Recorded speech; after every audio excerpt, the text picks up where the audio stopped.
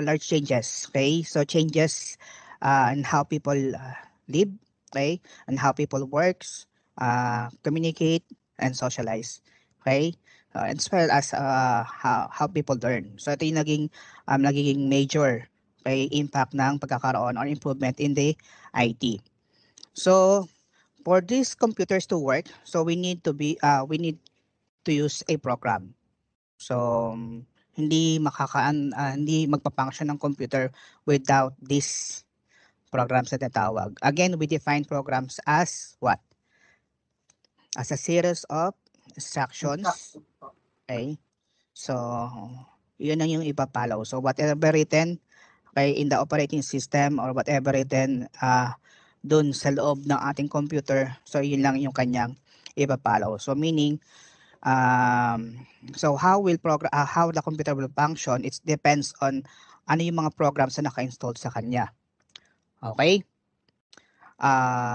So we had here, computers have greatly affected our daily lives, helping us complete many tasks. Computer programs or software, so are designed specifically for each task. So software is created with programming languages. So katulad na ng ginawa natin kanina, so if you're looking forward for creating or designing a program for a computer, or you want to create your own computing system, so you need to learn how to program. So one of the programming languages that you may use in developing or creating a program is Java. Okay, so Java is an example of programming languages. So this will be your second programming languages if you are not yet aware doon sa mga o hindi pa na kayo nakapag-start. Okay, so previously you have the C language or C++, and your second is the Java programming languages. Wait lang guys. Break lang.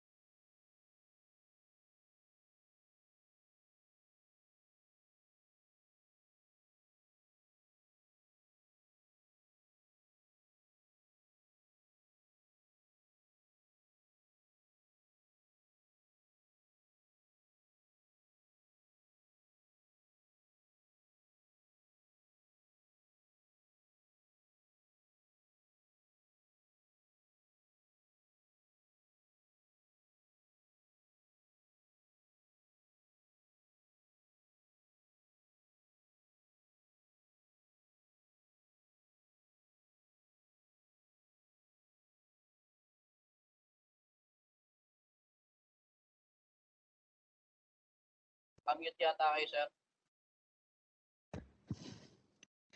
We're not going to discuss more about the history of computers because it will also be discussed in your IT era. Okay lang ba, guys? Yes, meron sir. meron kayong subject na IT era ngayon nakita ko. So hindi ko na siya discuss yung history. Although minimal lang naman to. So we have the first computer, okay? The Pascaline and so on. Next, the Jacquard Loom, yan. The first computer, which is Mark I.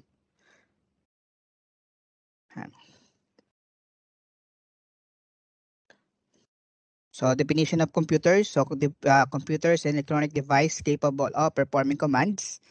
Okay. So computer has two components, the hardware and of course the software. So we will focus on the software side. So for the hardware side, so we have the central processing unit or the CPU and the main memory. So for your computer to work, so kailangan natin ng first itong mga components na to. So yung CPU and main memory. So CPU, yun yung component within your computer that process all the arithmetic and logical operations. Okay? And then for the main memory, so there are two different types of memories. Yung bitatawag natin na volatile memory and non-volatile memory. So volatile is one of the example of a volatile memory is the main memory, wherein it could hold yun nga yung mga data or informations to be processed by the CPU. So siya yung nag-hold, okay, yung ating mga main memory. And once you turn off your computers, all those informations that are stored in your memory, so automatic mawawala siya. And then for the non-volatile, so we have the auxiliary or the secondary memory such as yung ating mga hard drive. Okay? So yan, hard drive, floppy drive, hard disk, floppy disk, flash memory, yan, CD-ROMs and tapes. So ito yung mga ginagamit natin for us to store yung mga files na kini-create natin in our computers. And of course, another part of component ng hardware natin is yung tatawag na input and output devices. Okay, so we considered input devices. So these are the devices that provides input, okay, dun sa ating mga computer, such as yung keyboard, mouse, cameras, mic. Okay, so ito yung mga input devices. So as long as it is a device that provides inputs, okay, so papasok doon sa ating mga computers. So it is an input devices. While those devices naman nagpo-provide or nag-display ng mga results or outputs, so we call them as output devices. So these are devices or peripherals such as printer, okay, monitor, okay, ano pa ba, projector. So yan. So ito yung mga examples ng input and output devices. May pictures, printers, yan. So how about scanner? What type of device is a scanner? Is it an input device or output device? Yes, Nelmer. Sir, input. Okay. How about biometric? Biometric device. Another hands from beside kay Nelmer. Duarte.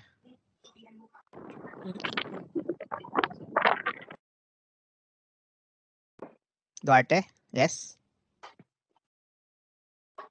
Sir, input po. Input. Okay.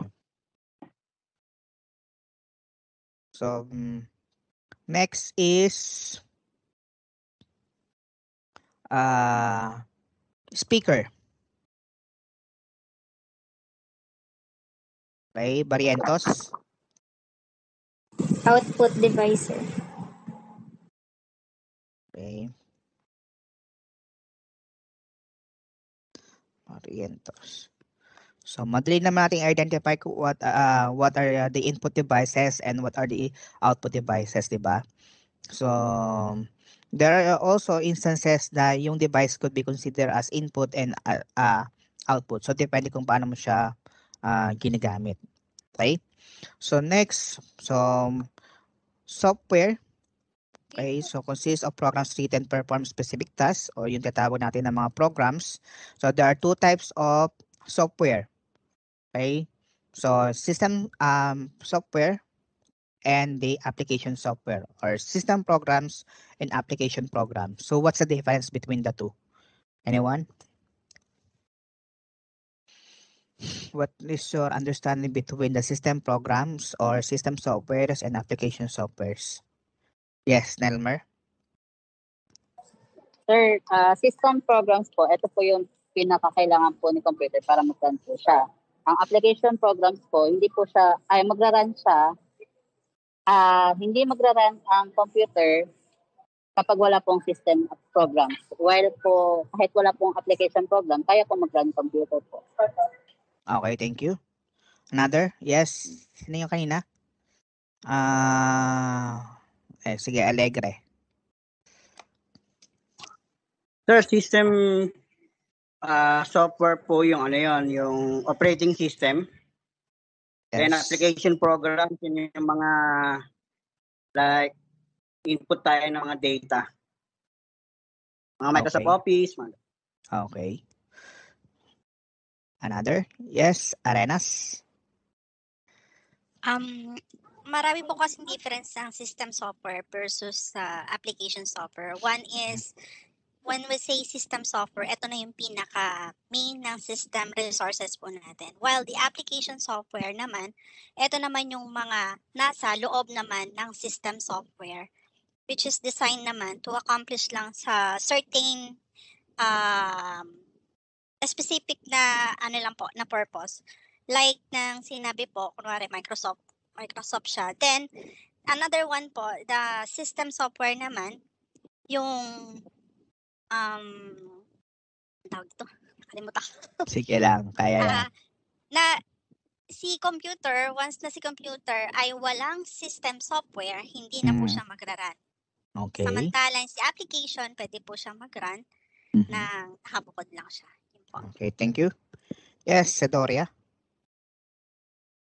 Sa akin, sir, yung system program is, yun na po yung naka-install mismo sa mismong computer.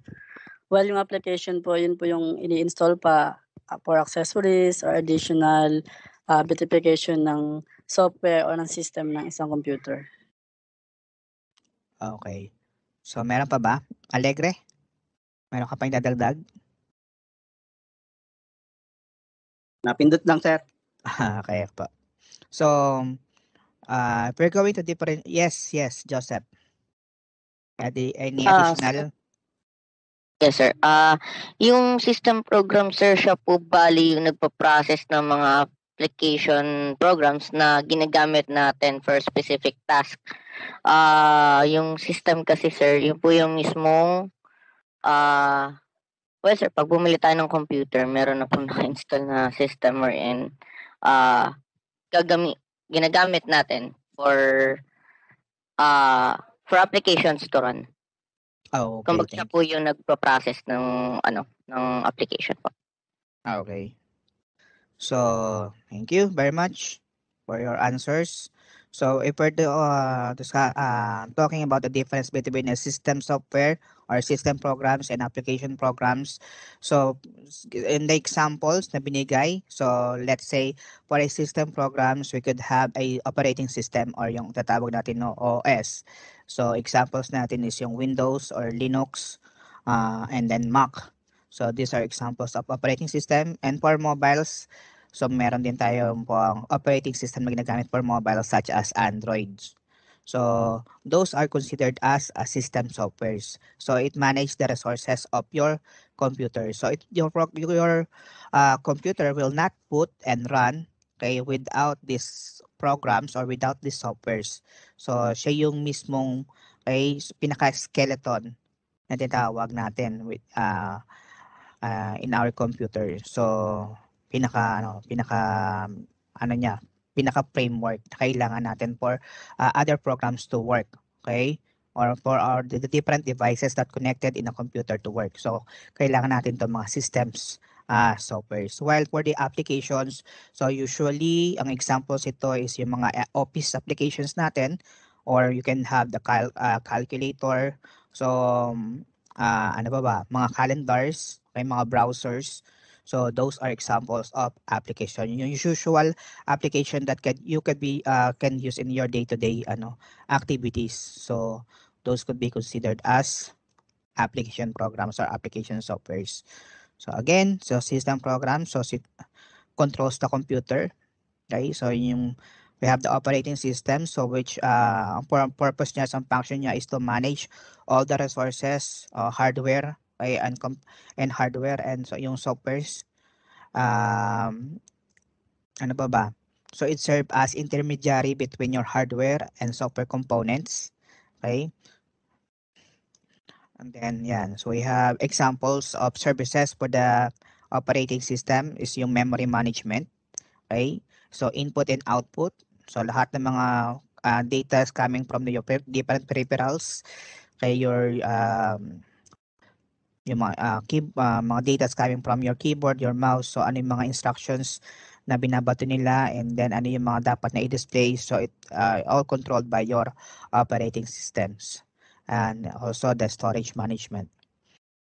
Then application programs. So, yung mga examples nga natin is yung mga word processors, spreadsheets, even the games that you are playing in your computers or laptop or in your mobile. So those can be considered as applications. Okay. So language of computers. So the first, of course, ang naiintindihan lamang na language ng computers is yung ating machine language, which is yung binary numbers na zeros and 1 or yung bits, zeros and 1. So it is the same as yung electrical input na 1 and 0. Okay? Yung on and off. Yun lang yung nangyayari, actual na nangyayari within the computers. Yun lang yung kayang naiintindihan. Pag nag-on and off na nare-receive siyang instructions, which is represented by binary numbers or bit, zeros and 1. Okay?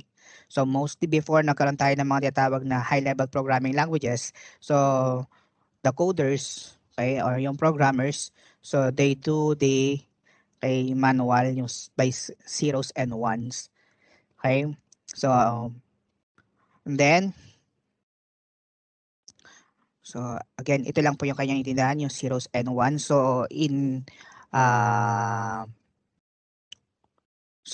meron tayong tinatawag na bit and bytes, okay, sa computer. So pag sinabi nating bit, it is the value of bit is 0 and 1. So kung pag naman na-encounter nyo yung word na byte, so it is equivalent to 8 bits. Okay? So kumbaga kung possible na magkaroon siya ng ano ba yan? Paano ba siya i-represent? So yung value lang, pag sinabi natin na bit, it's either 0 or 1. Pag sinabi natin byte, is magkakaroon ka ngayon ng 8, okay, parang 8 boxes, okay, na pwedeng pag-storean ng zeros and ones. Okay? Nakukuha nyo yung difference between the bit and bytes, guys? Apo. Okay. So, ibig sabihin, pag na-encounter nyo yung word na bytes, so there is a probability na meron siyang 8 zeros or 8 ones or 8, or pwede naman ang combination, merong 1 0, 1 0, 1 0. Okay? So, yung 1 0, 1 0 na yan is tinatawag natin as binary numbers. Okay? So, yun lang yung naiintindihan ng machines, yung ones and zeros na yan. So, if you are typing a letter such as letter A, okay? So, for each character, it is equivalent to 1 byte. So, letter A is 1 byte. Ibig sabihin, so siya is merong ilan? It could be considered as 8 bits. So, for each 8 bits, in ASCII, ASCII, the value of lowercase a is 97. Okay? So, for each bits, so you need to come up, di ba? Kasi mangyayari ngayon is, paano ba yan? Notepad.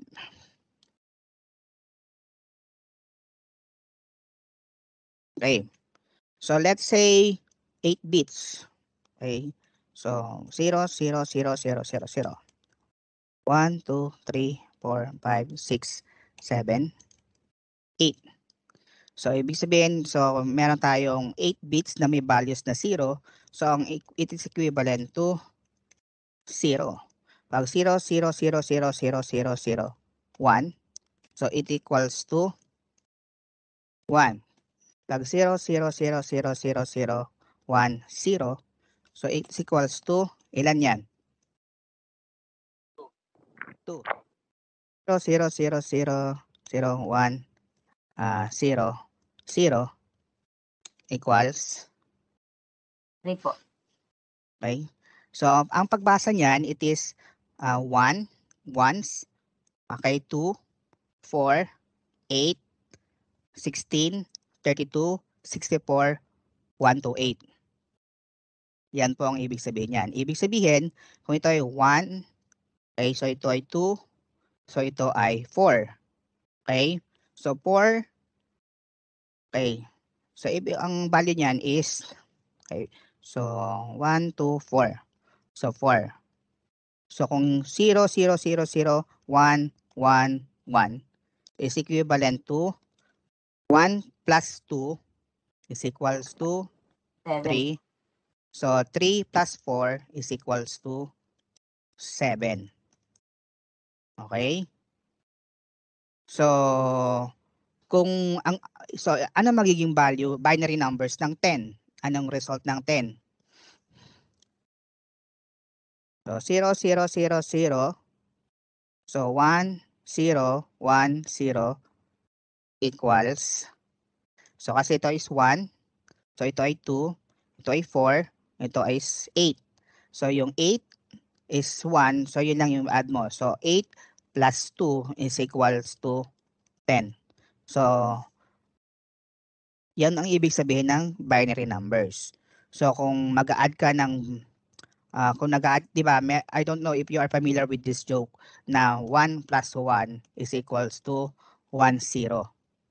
Yun yung ibig sabihin. So 1 plus 1 is equals to 10. Bakit siya naging 10? Kasi ang ina-add niya is ay binary number. Di ba? So 1 plus 1 is 0, carry 1. So 1, 0. Kaya siya naging 2. Nagigets po ang binary numbers. So kung ang letter A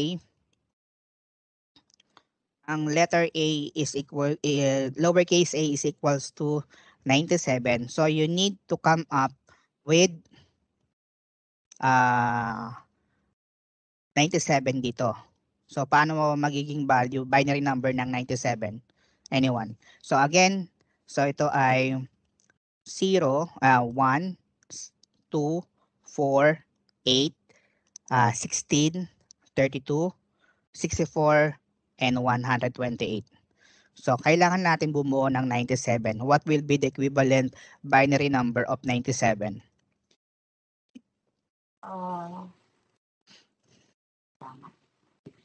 Yes, Jerome. Try ko lang, sir. Sige. Ano po,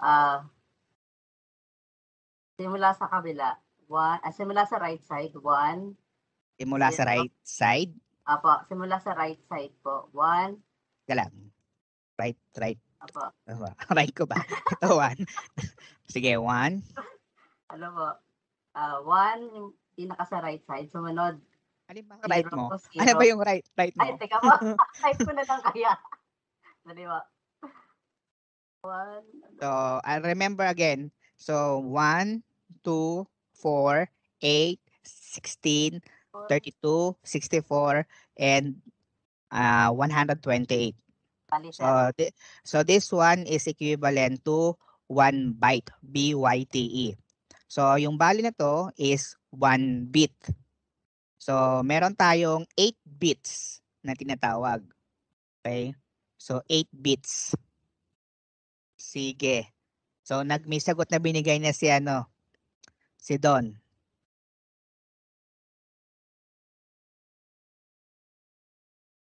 Okay? So ang binigay niya ay, sige, ano nito? 1.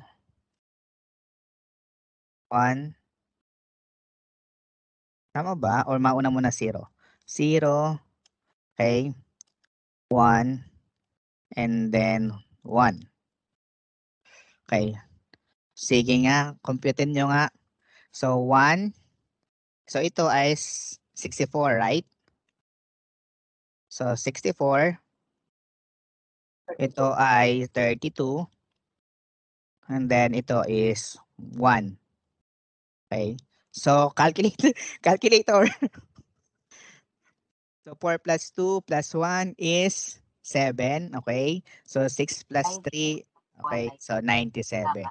So for us to convert a value of letter A into a machine language of zeros and 1. So ito yung pagdadaanan niya. Okay? So each character in our keyboard are represented by an ASCII value. Okay? So meron siyang iba't ibang numerical values. So kahit mag-type ka ng letter A, so the computer will not understand the letter A. Instead, it will give an answers of 011000001. Yun yung magiging answer dyan. Yes, Duarte.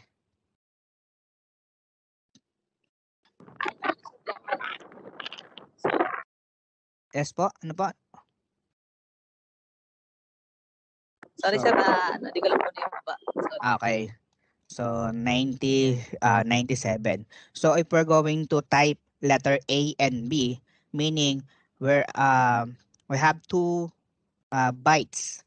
Okay? 2 bytes na yung ginagamit natin or naging laman ay yung tawag na to. Yung tamang term, parang capacity, yung size. Size ng file natin if we type value of A and B. So if you're thinking yung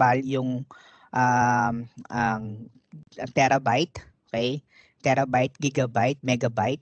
So ano na lang. So it will be considered as millions or trillions of binary numbers. Magiging value niya. Okay? I guess naintindihan naman po ang ibig sabihin ng bits and bytes. And next, okay, so ito na yon.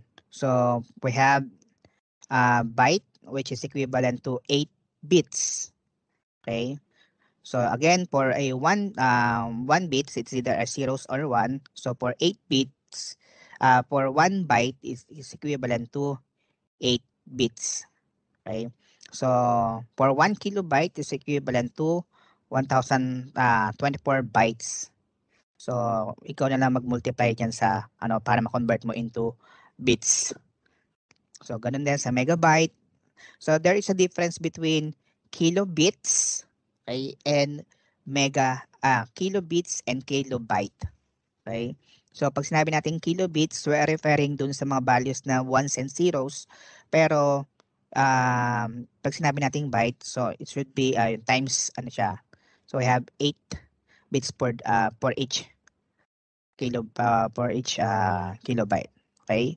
So we have megabyte, gigabyte, terabyte, okay, petabyte, exabyte, and zettabyte. So mostly yung mga bagong computers na nilalabas, if you're only using a personal computer or a laptop, so meron siyang ang capacity niya or yung size ng mga drives usually ay nasa 1 TB or 2 TB. Okay? So yan yung pwede yung number of bits and bytes na pwedeng pumasok doon sa ating mga hard drive na yan. Okay? So next is so early computers program in machine language, okay, and then followed by an assembly language. So imagine na lang paano yung difficulty during those times na machine language lang na you have to convert in every characters into zeros and 1. Okay? So yun yung mag-appear doon sa mga punch card before. So we have here the assembly language were developed to make a programmer's job easier. So in assembly language, an instruction is in easy to remember form called a mnemonic. So there is an assembler that translates assembly language instructions into a machine language. Okay?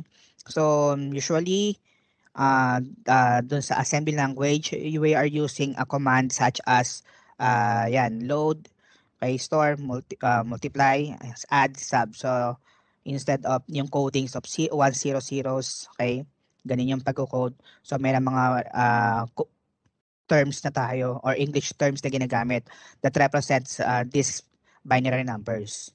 Okay? So load, store, multiply, add, and sub. So this one, add, of course, you're trying to use do the mathematical operations, yung additions, sub for subtraction. If we're going to store or if we're going to do the assignment statement, so store mo natin doon sa mga then load, okay. So yan yung mga common terms or commands na ginagamit natin for an assembly language. So I don't know kung magkakaroon kayo nito in your sa mga darating na assembly language. So next, so we have the machine language followed by the assembly language. Now we have the high level languages. Okay? So, mostly yung codes natin ay may mga ano na siya, mga English terms na, okay? Closer to spoken language. So, examples ng ating mga programming languages, we have BASIC. BASIC stands for Beginner's All-Purpose Symbolic Instruction Code. Okay. Then we have Fortran or the Formula Translator. The COBOL, Common Business Language. Then C and C++, and then we have the Java. So ito yung mga popular na programming languages during those times. Pero ngayon, medyo they are still using mga old mainframes and supercomputers. Probably they're still using COBOL, okay, and Fortran. Pero yun nga, so kung nakapag-migrate na sila into mga nakapag-upgrade na sila, probably they're using instead C or C++ or Java for their mainframe. Okay. So next. So regarding pala doon sa programming languages, so if you're going to look doon sa Google, what are the top 10 programming languages? So ito yung ano niya. So probably the mostly used na programming languages is yan HTML. Although HTML and CSS is not considered as a programming languages, but as a scripting, okay, scripting or language. So Python, we have Java, JavaScript, Swift, okay, C++, C++, C#, R, and Go lang. So ito yung Go is for ito yung sa Google na programming languages under niya. Okay? So R usually is being used for data science. So ito yung ginagamit usually doon sa mga sa mga data mining. Okay? Python ito rin. So marami ring application ng Python. So you could ginagamit din siya sa mga data science, data mining, the business intelligence. Yan. So of course JavaScript, yan. So at least meron kayong background at least doon sa dalawang programming languages na C++ at saka yung magkakaroon kayo ng experience ng C++ at saka sa Java. Okay? So they are the most common used programming languages. And next is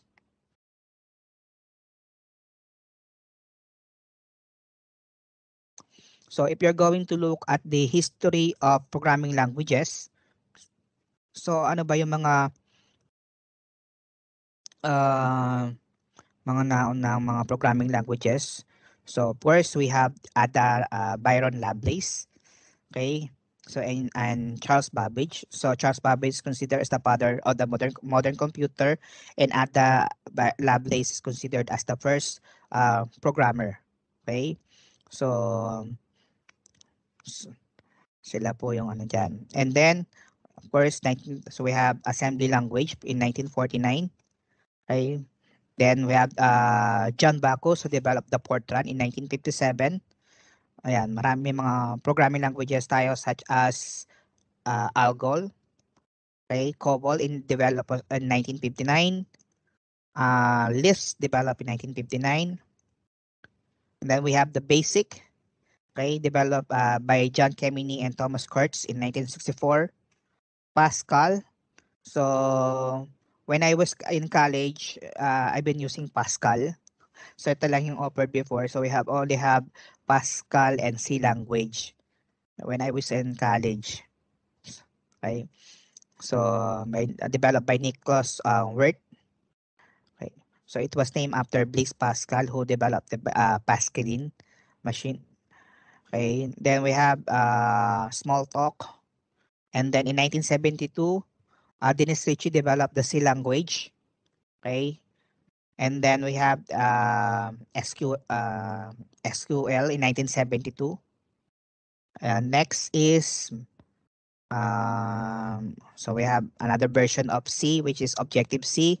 And then in 1983, we have Bjarne Stroustrup developed the C++, 1983.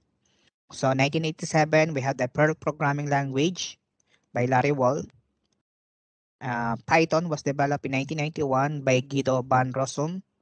Okay. Then in 1991, we have Microsoft. We have Visual Basic under ng Microsoft.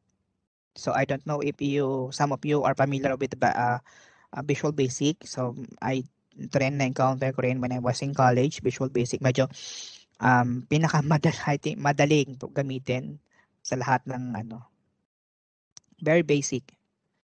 Then of course in 1990 we have Java. Okay, 1985. Okay, 1995 we have also a PHP. And 1995 yan, Ruby. Nagkaroon tayo ng mga C++, C# in 2000. So then 2014 we have Swift. Okay, and so on and so forth. So ay mga Go, programming language na Go, which is under naman ng Google. So mga bagong programming languages. So there are a lot of programming languages na pwede niyong pag-aralan. So as a developer or as a programmer, so make sure na ano yung tawag nun, na kung meron kayong, let's say magkaroon kayo ng forte o isa at least magiging kung saan kayo mag-specialize. Ano yung programming languages na mas gusto nyong pag-aralan. So though you can migrate, so at least try to learn one programming languages at a time. So hindi yung sabay-sabay. Kasi magkano na yung mga syntax, okay, is magka-rumble na. So ano pa? Next is, so now we have Java. Okay, so for this course or for this subject, so we are going to use Java. So Java programming was developed by James Gosling, okay, under the Sun Microsoft system. So of course, in this programming languages, so we are using a JVM or the Java Virtual Machine. So wherein it create a virtual version of a machine, so within your computer. So it translate the code into a byte code. Okay, so into binary numbers. Okay, so then the byte code is interpreted into a particular machine language. So yun yung purpose ng ating Java Virtual Machine. So ito yung naging difference niya compared doon sa ibang mga programming languages. So later pa naman marami next meeting, so we're going to cover naman yung basics of Java. So for the meantime, so more on the intro about Java. Yes, Nelmer? Okay. So also in Java we're using a compiler. Okay, so a compiler is the one that check if you are following the syntax of your programming language. So each programming languages have their own syntax, and then they have their own compiler and translators. So compiler is a program that translates a program written in a high-level language into equivalent machine. So in the case of Java, this machine language is called a bytecode. Okay, so yung Java Virtual Machine or the JVM, okay, so a computer developed to make Java programs machine independent, meaning you can run a Java program in any type of operating system.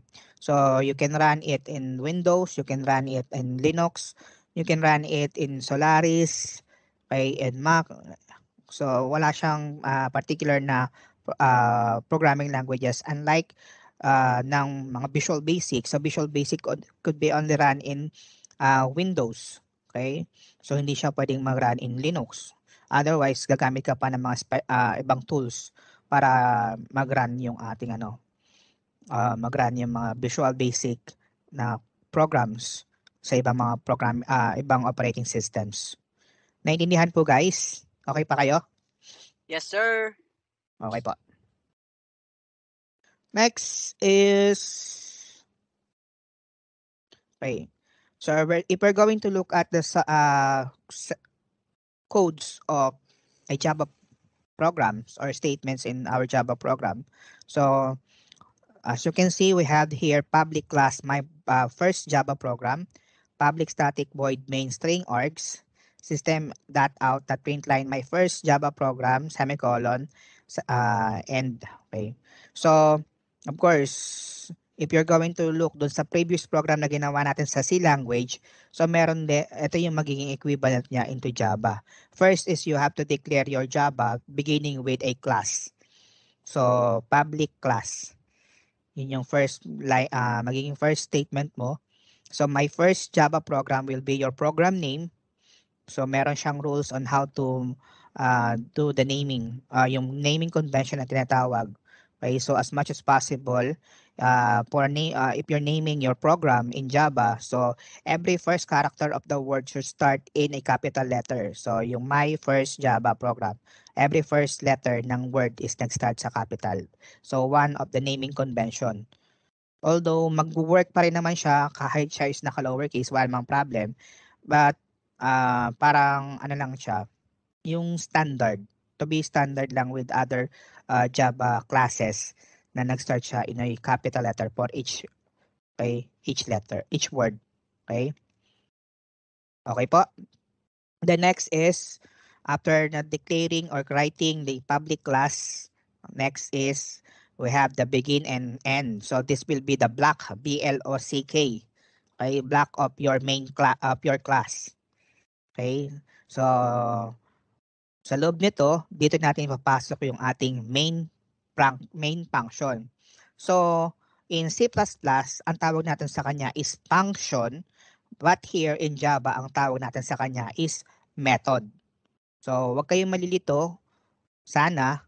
So, if we're talking about main method, okay, it is the same as your main function. But then, the term, mostly ang ginagamit dito sa Java is instead of function, so it is called as method. Okay po?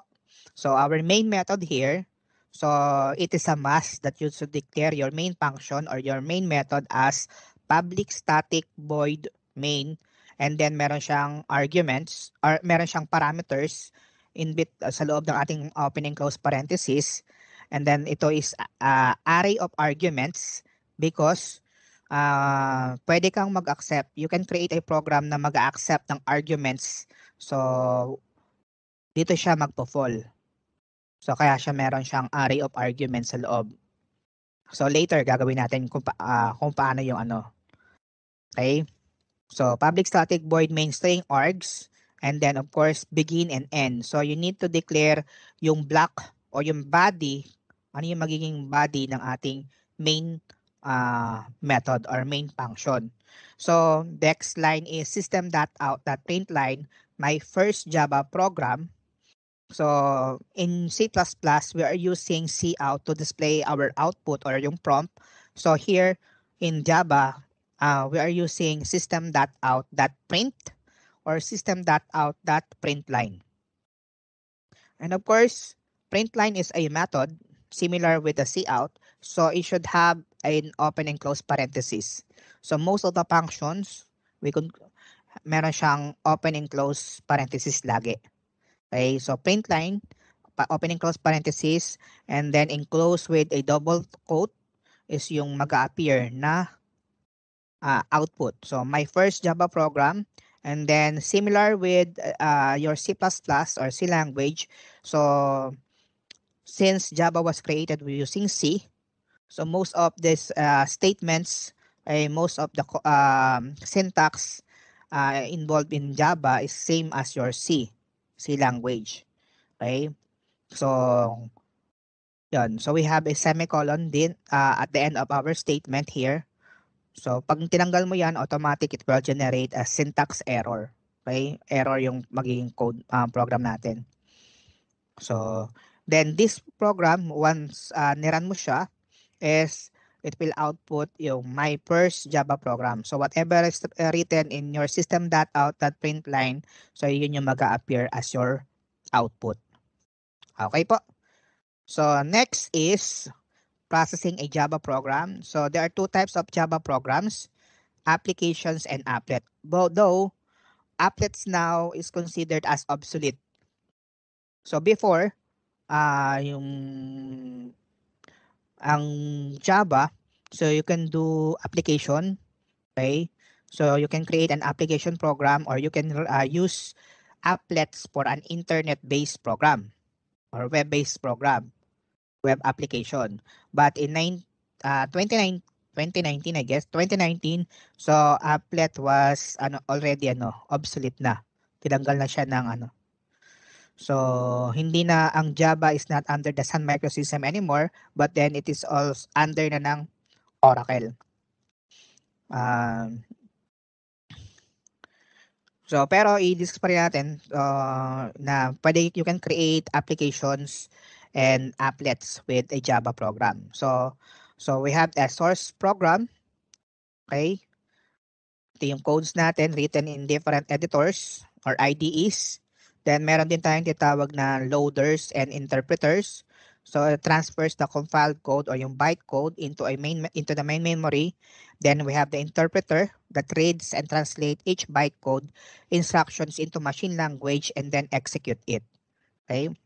So ito yung pinaka-flow ng Java program. So first is you need to write your program in any editor.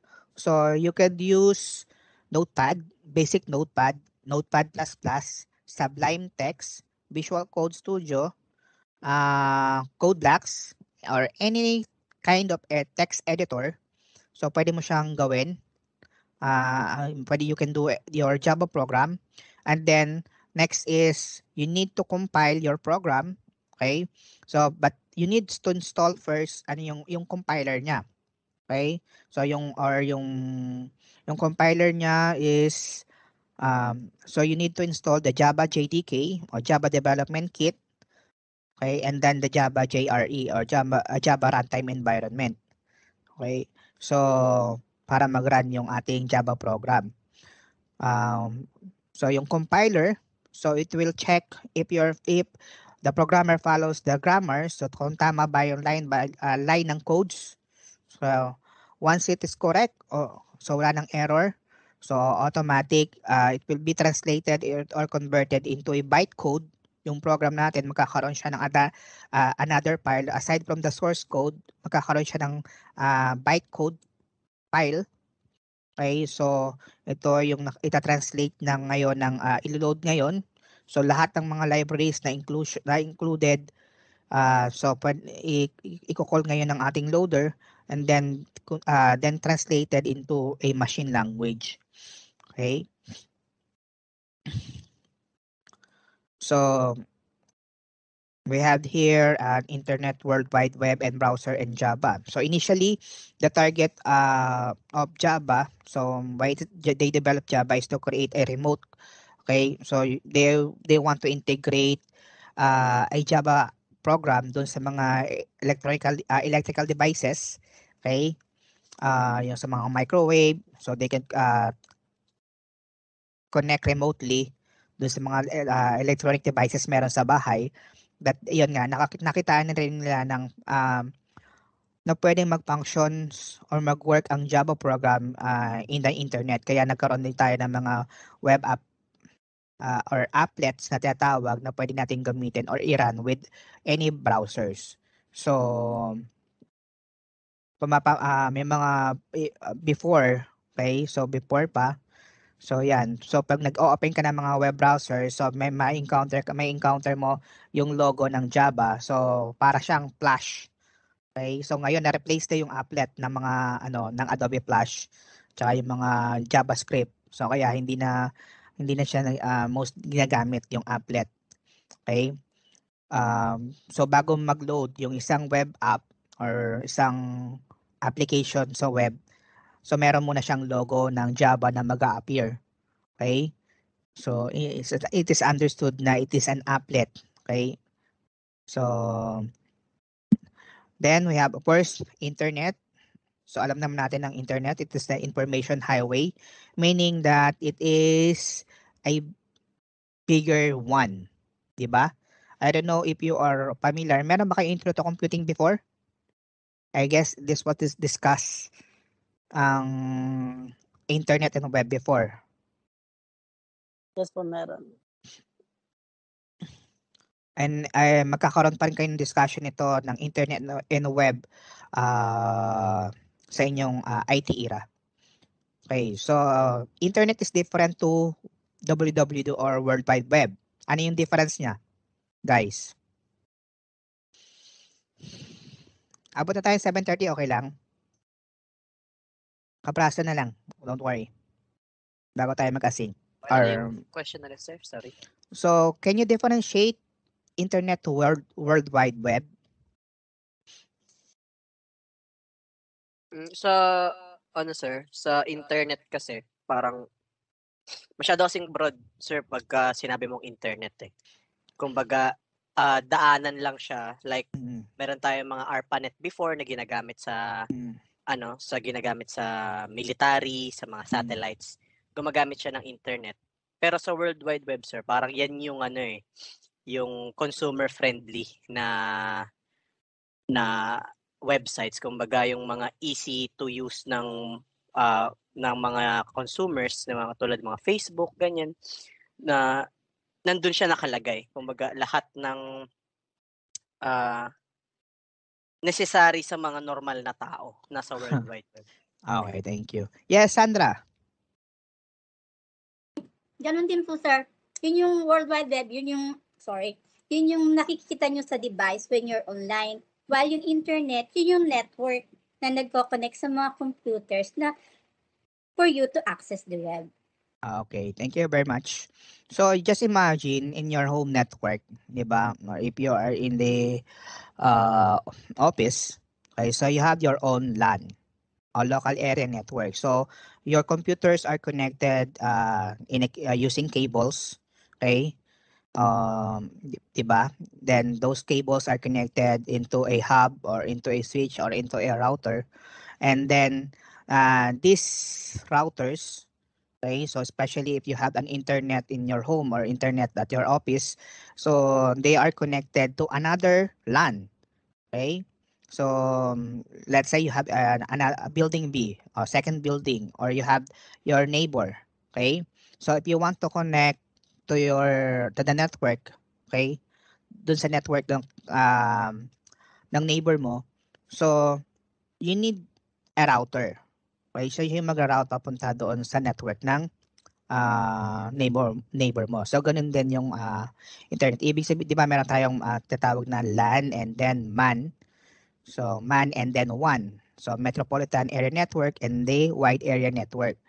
So ito yung bigger type of network. So there are yung mga iba-ibang regions na that are connected to one another through using a satellite or using a fiber optic, okay, or using your the telephone lines.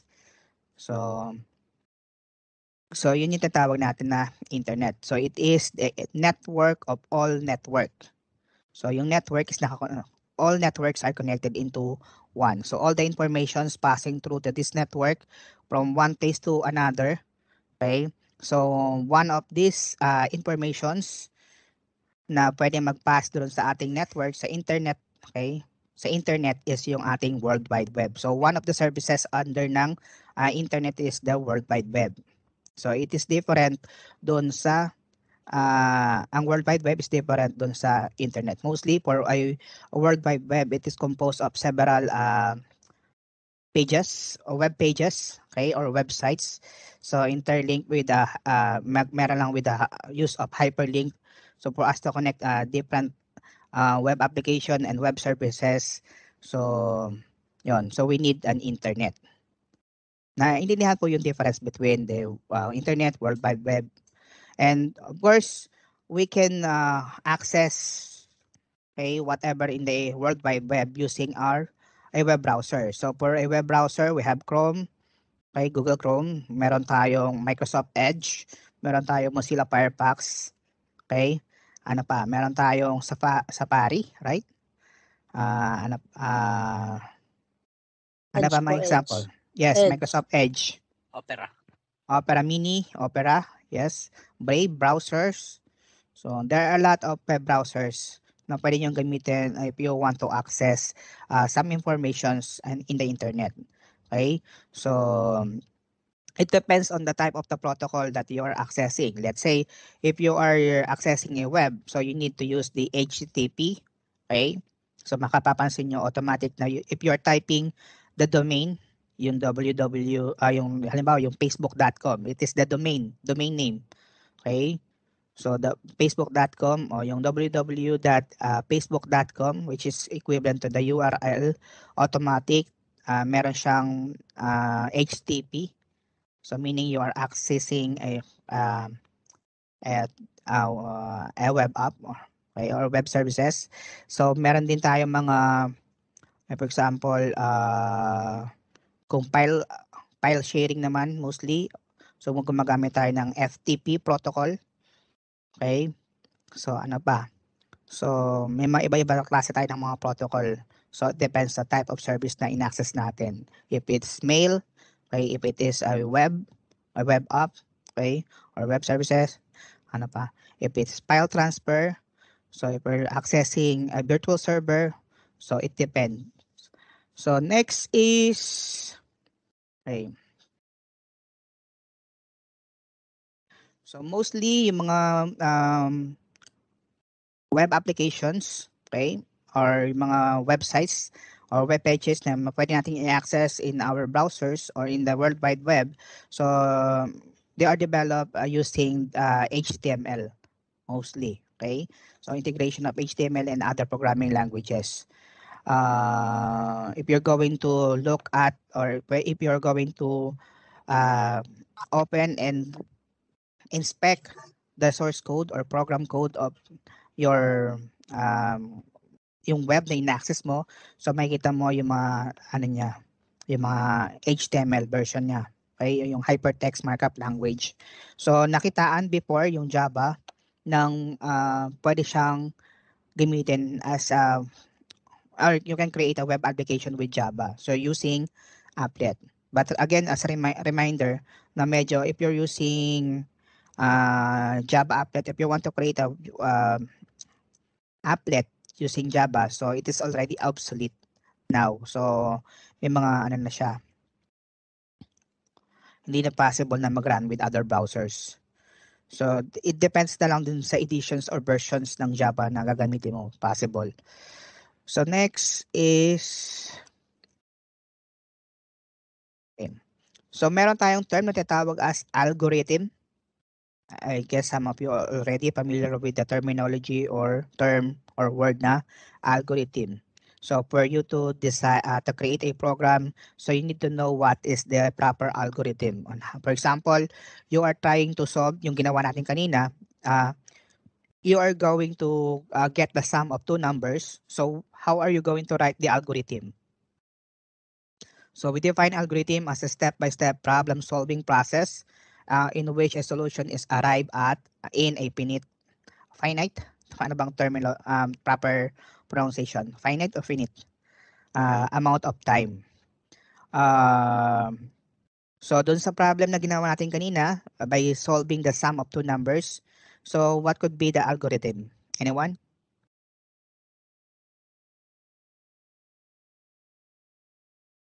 Tulog na. So, di ba, meron tayo kaninang ginawa na prompt. Okay?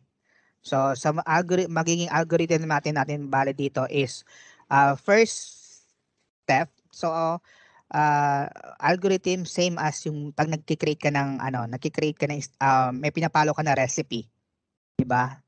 So, sa recipe, meron ka mga ingredients. And then next is the procedures. So, first, for the ingredients, so we need to identify the different variables or symbols na pwede natin gamitin to hold our input and outputs. Okay? So, for example, dun sa problem kanina nga is we need to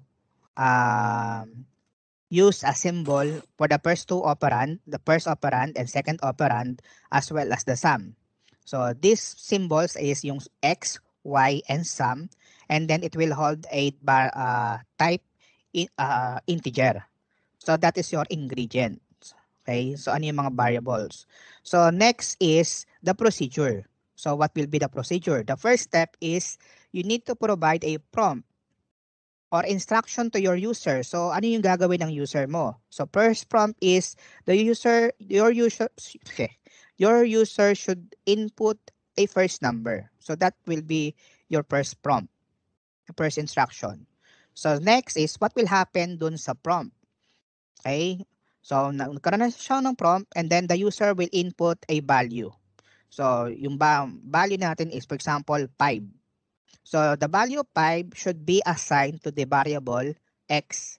So ang next instruction ngayon natin is assign the value to variable x. So that will be our second step. Okay, or an input a value for x. So ito yung ating second step or our procedure. Third step is we need to provide another prompt to input another number. So di ba nanghingi tayo ng 2 numbers. So prompt enter second number. So next is okay, so read or input a value for y. So yun yung ating fourth step. Fifth step is we need to do the operations, yung mathematical operations. So get the sum of x and y. So yun yung ating step. Then since meron na tayong sum, what will happen next is we're going to output. Okay, so display the output. So print the value of sum. So yun yung ating mga algorithm doon, yung step by step on how we're going to solve the problem of getting the sum of two numbers. So you have a prompt, you have an input for the value of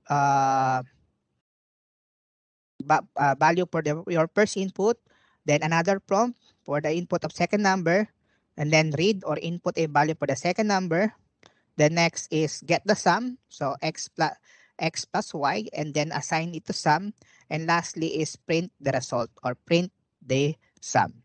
So that is your algorithm. Okay.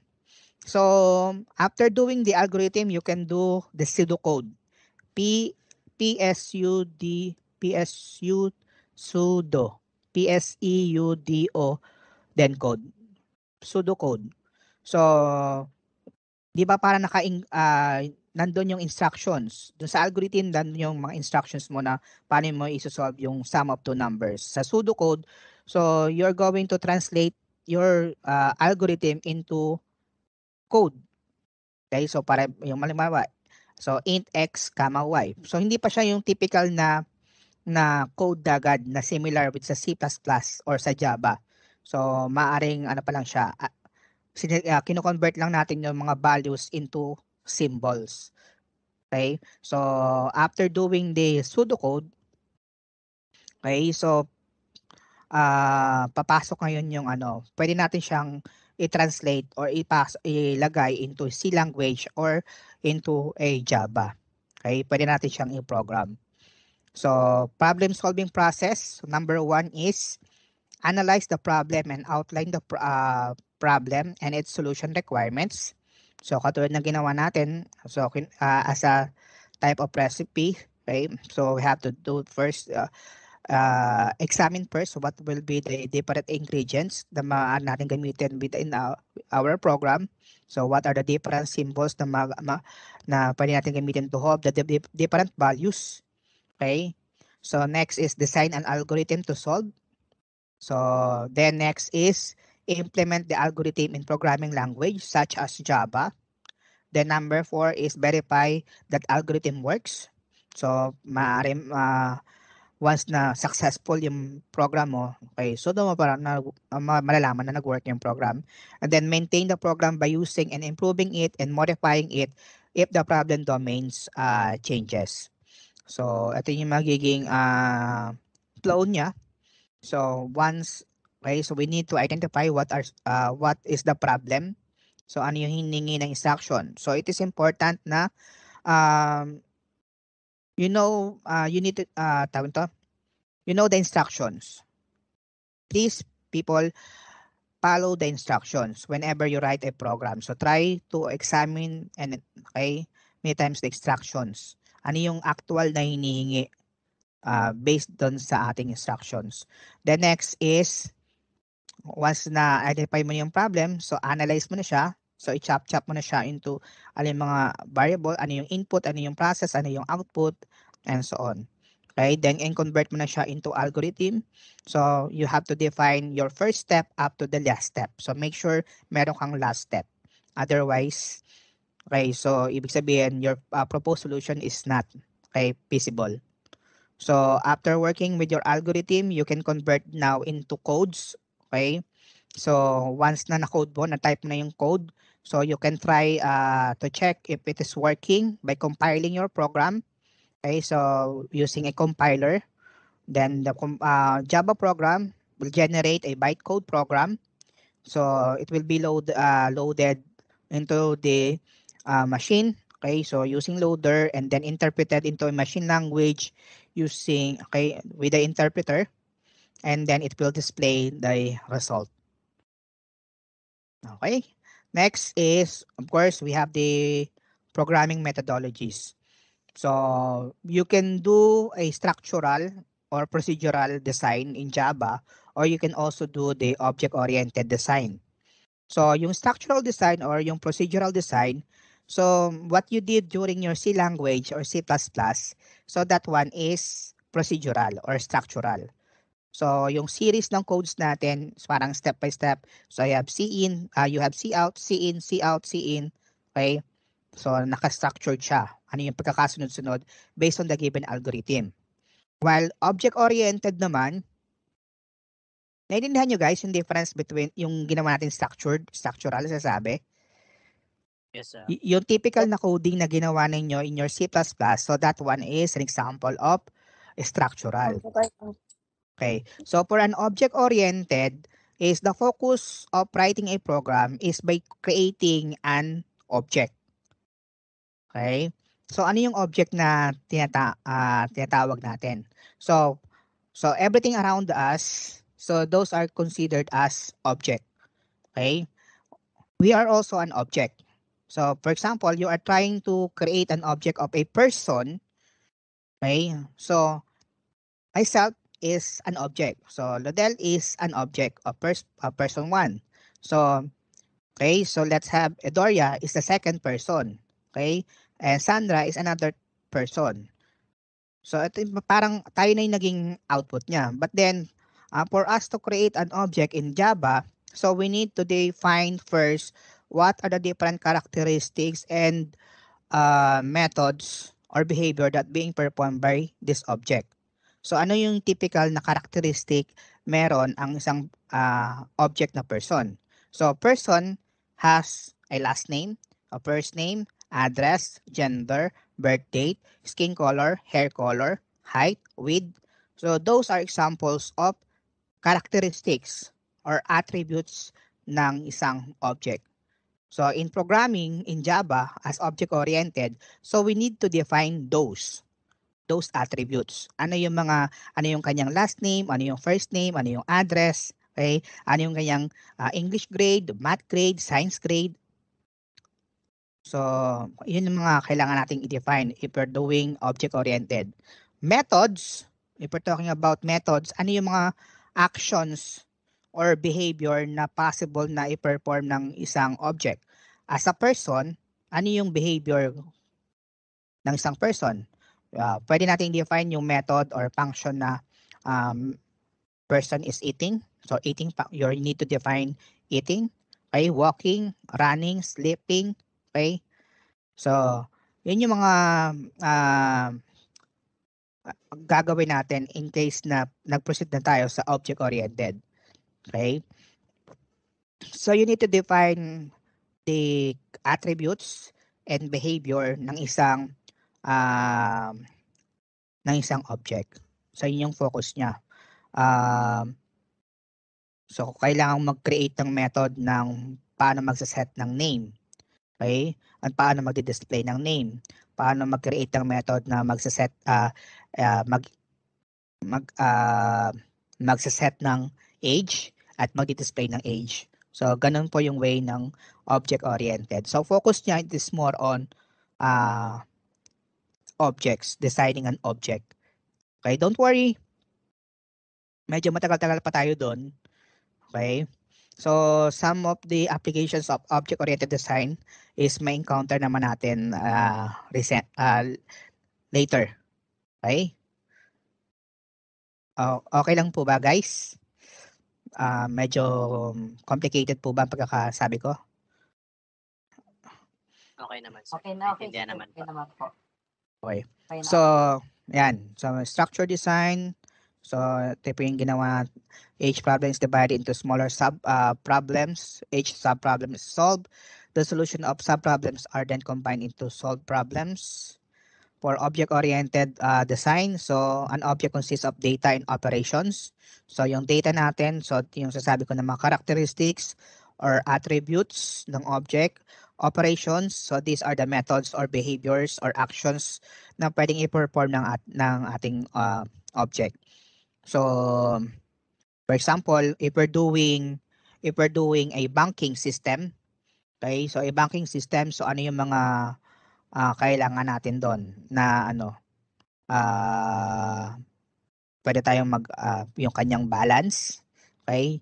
Or yung kanyang balance, and then yung mga functions niya is yung deposit, withdrawal, inquiry, yan.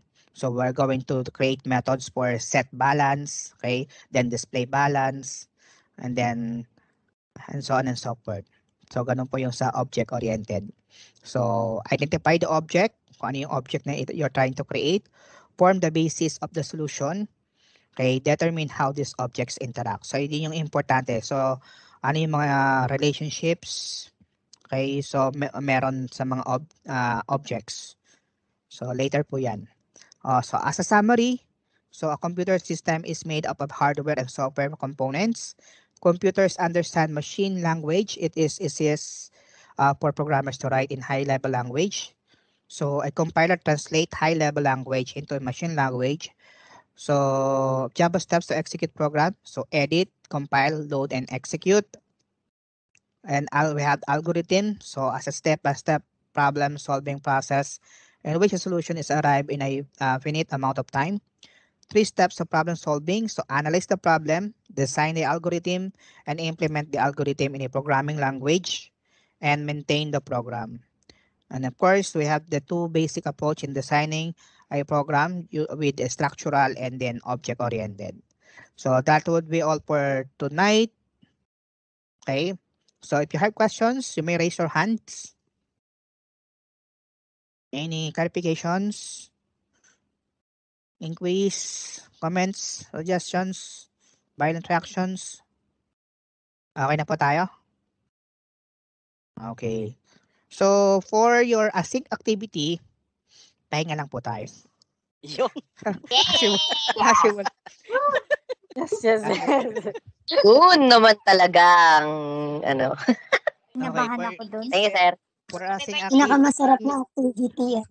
Hindi ko yata yung pinamasarap na ulam parang Daw, yung sabi ni sir. Sir, ang gwapo mo! so yun po. So yun po, advanced reading na lang po. For next topic natin is about Java. So we're going to start doing programs in Java. So yun po ang gagawin natin for next meeting. Although it is scheduled as lecture, so we could have para discussion lang. birthday, sir. Happy birthday daw, sir.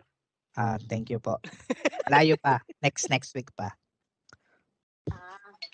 Okay. Nandito na po yung file sa MS Teams. Ito po, i-upload ko later after ng ating Sir, So, pwede magtanong? Yes po. Actually, hindi naman po related sa topic na nakaraan. Kaya lang gusto ko lang din itanong sana. Okay po. May question lang po ko regarding sa Java din. Kasi during do sa last season po nung namin, HTML, gumamit po kasi kami ng Java. Pero may some other command po na hindi po siya talaga pwedeng mag-run lang. Gumamit pa kami ng another na library. Java or JavaScript? JavaScript siguro yun. JavaScript, sir? Opo. Magkaiba po yun, JavaScript and Java. Apo. Sa Opo. JavaScript, sir. May ano po ba yun? May connection po ba or dapat na ganun talaga yan? Medyo Usually, if you're developing a web application, ang usually ginagamit yan is HTML, CSS, and JavaScript. So, Java is standalone. Okay? So, pwede rin naman siyang gamitin doon, i-integrate din. Pero, medyo hindi ko pa siya na-encounter eh. Yung sa Java na sa web application niya. Yes, Paolo. Joseph. Sir, itatanong ko lang if may gagamitin na po ba tayong application for next week for us to ito po yung sinasabi ko po yan, Java compiler. So meron tayong sample program dito, yung solving the sum of two numbers. So makikita niyo sa screen. So ita-type niyo lang yan, public class, my class. Yan, public static void main string. Then we have the variable declaration, and then we have the system out, and then execute. So ito na yung kanyang output. Sum of x and y is 35. So Joseph, just sorry. go Sir, to sorry. Joseph, nag-chat ako sa sa group chat nito before. Nag-send na ako ng instruction dun sa IDE na gagamitin, which is binigay ni sir nung first meeting. Sige, i-look up ko na lang siguro. Ito po. Ayan po. Paki-check na lang din dun sa chat. And then sa IDE natin, actually you can use initially we're using Notepad++, or pwede tayong gumamit ng JCreator or Eclipse. Yun. IntelliJ, opo. IntelliJ, pwede rin po. So actually I have here IntelliJ. Yan. So ganito siya.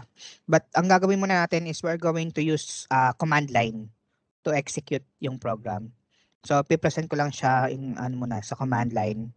And then it's up to you if you want to try doon kasi may mga computers. So magko-code lang tayo with an editor, Notepad++, and then I will execute it with command line. Then pero pwede rin naman gamitin to. Yung binigay ko po sa inyo. Yan. Jade. So kasi ito automatic na may result. Pero doon sa command line kasi yung ipapresent ko sa inyo is paano yung compilation mangyayari at paano i-run yung Java program na walang auto execute. Pero magpo-proceed din naman tayo later on sa ganito na like Sublime na i-click mo lamang is parang run sample. Yan, may output na dito. Okay, makikita mo na yung output. Okay po.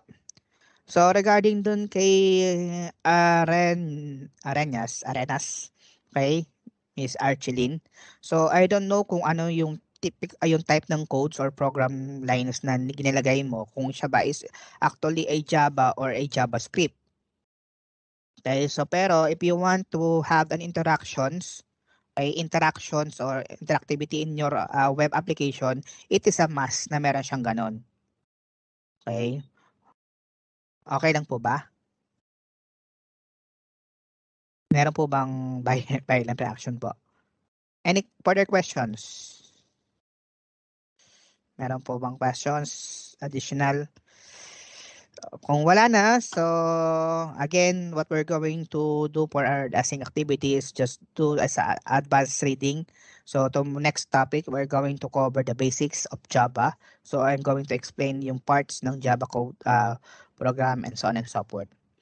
Okay? So let's have a picture taking first before tayong